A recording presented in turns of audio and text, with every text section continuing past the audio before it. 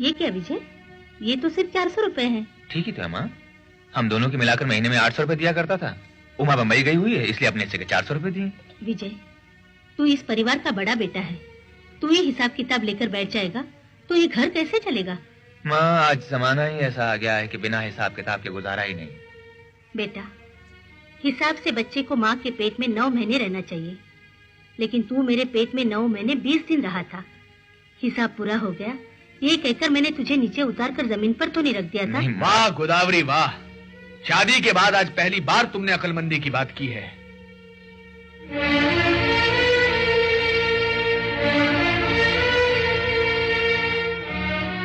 मैं पूछ सकता हूँ पिताजी, आखिर माँ ने ऐसी कौन सी अक्लमंदी की बात कह दी जिससे आप बाग बाग हो गए? समझाता हूँ बेटा, समझाता हूँ।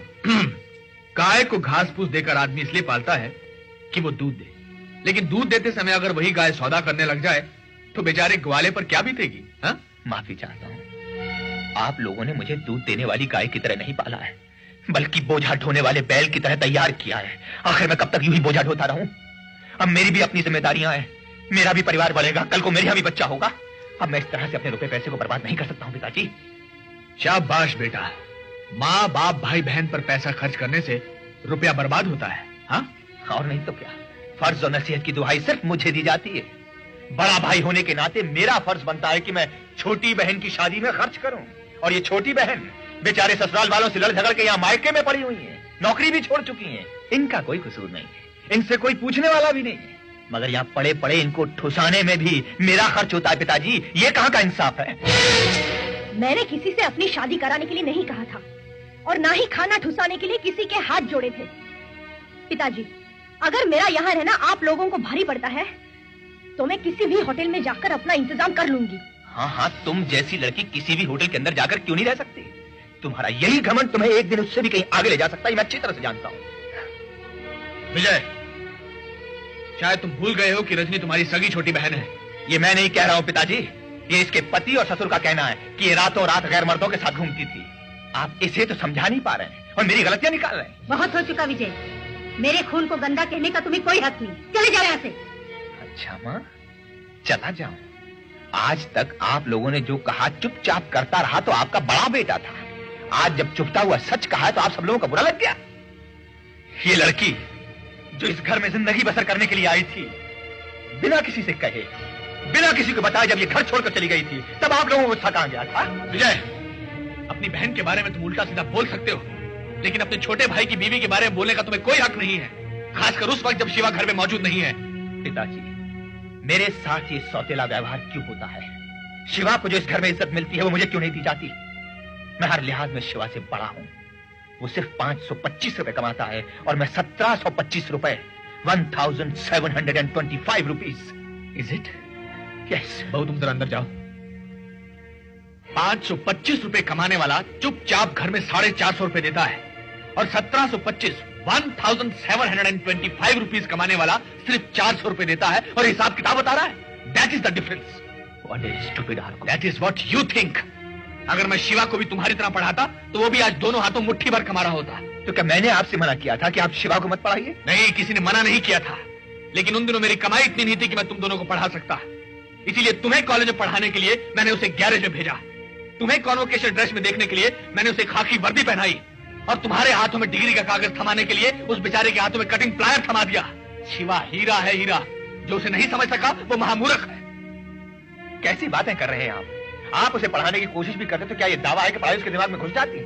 ये विद्यासागर को पढ़ा रहे हैं ना आप, क्या नतीजा निकल रहा है? भैया, इस साल मैं आपको पास होकर दिखाऊंगा। हर साल पास होने का दावा करता है, हर साल फेल होता है, और भुगतना यहाँ पड़ता है। शार है विजय भाऊ, बहुत देर से सेठ के खिलाफ जलीकटी सुनती।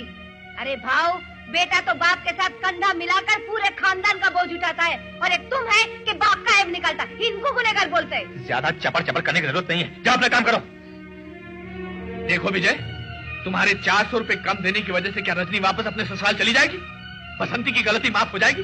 विद्यासागर इम्तिहान में पास हो जाएगा? देखिए पिताजी, बस बहुत हो चुका। बड़े बेटे की वजह से रुपए पैसों का झंझट, बाकी बच्चों की वजह से दिमाग की परेशानी, दुखी हो गया मैं। गोदावरी, इसने जो 400 रुपए तुम्हारी झोली में फेंके हैं ना, वो वापस थमा दो इसे। इसे जन्म देकर हमने जो पाप किए हैं उसके बदले से मुफ्त की रोटी खिलाते रहेंगे। मैं उन बेशर्मों में से नहीं हूं जो मुफ्त की रोटियां तोड़ते फिरे, और ना ही अब इतना बेवकूफ बनूंगा कि दूसरों का पेट भरने के लिए अपनी जगह खाली करता रहूं। मिस्टर विजय कुमार शर्मा, तुम जानते हो तुम किससे बात कर रहे हो? जी हाँ, बहुत अच्छी तरह से जानता हूं।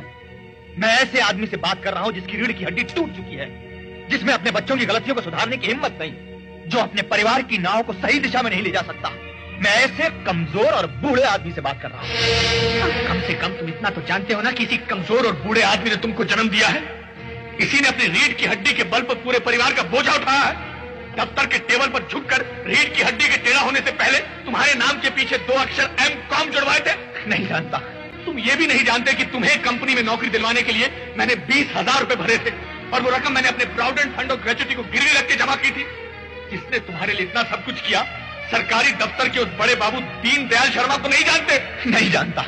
एक बार जब तुम बस से गिरकर जख्मी हो गए थे और अस्पताल में जिंदगी और मौत की लड़ाई लड़ रहे थे, उस वक्त तुम्हारे इसी बाप ने अपना 3 बोतल खून देकर तुम्हें बचाया था। क्या तुम ये भी नहीं जानते? हाँ, नहीं जानता, नहीं जानता, कुछ नहीं जानता। नालायक कुत्ते, तुम्हें इस घर में रहने का कोई हक नहीं है। तुम अभी इसी वक्त इस घर से बाहर निकल जाओ।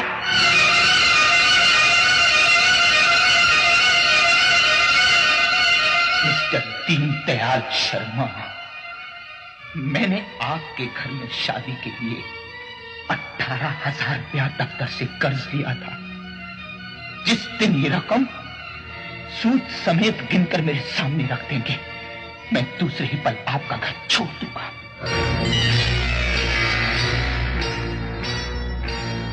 गोदावरी, तो फिर तुम अभी इस घर के बीचों बीच एक लक्ष्मण रेखा खींच दो।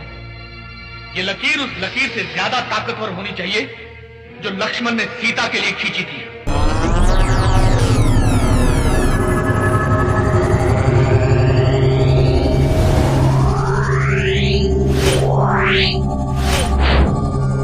Yeah.